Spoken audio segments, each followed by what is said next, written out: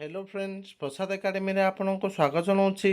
देखंतु Odisha subordinate staff selection commission रो forest guard और एक्साइज कॉन्स्टेबल रिक्रुटमेंट को लेकिन आपण मानक भिडियो रे गोटे बड़ अपडेट अच्छी।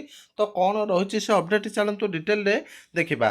तो डिटेल देखा पूर्व आप गोटे छोटे इनफर्मेशन दे दूसरी। तो जो मैंने भी फॉरेस्ट गार्ड और एक्साइज कॉन्स्टेबल मॉक टेस्ट चाहते आपको 10टी फुल लेंथ मॉक टेस्ट मात्र 60 टंकार प्रोवाइड कर। तो आपने प्ले स्टोर प्रसाद एकेडमी एप्लिकेशन को डाउनलोड करके ये मॉक टेस्ट को परचेज करेंगे। तो देखो आपने स्क्रीन में देखिपे यहाँ हूँ गोटे ऑफिशियल लेटर जोटा कि आम directorate of technical education and training Odisha Cuttack. तो लेटर नंबर देखो 4265 डेट हूँ 24/3/2026।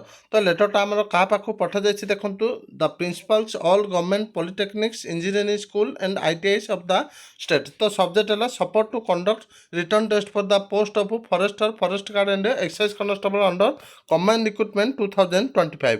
तो आपण मानक ये वीडियो रे इंपोर्टेंट अपडेट होची कि फॉरेस्ट गार्ड और एक्साइज कॉन्स्टेबल रे केते पिला आवेदन करछंती सेटा ऑफिशियली आसी जायछि।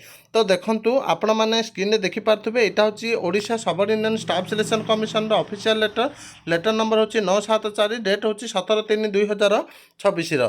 तो लेटरटा हमर कहा पाखु पठा जायछि देखंतु the director technical education and training Cuttack Odisha subject है conduct of return test for the post of forest guard and excise constable under combined recruitment 2025।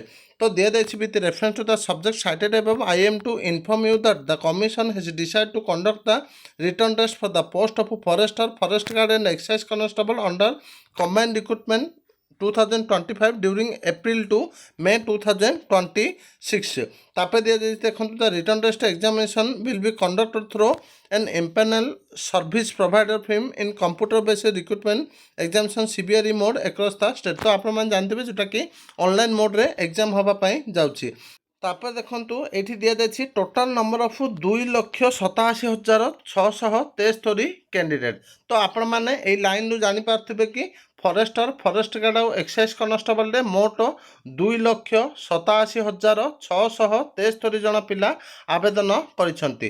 तो ये वीडियो रे एतिक ही इंपोर्टेंट अपडेट थिला जोटा कि केते पिला आवेदन करिसेंती। Thank you.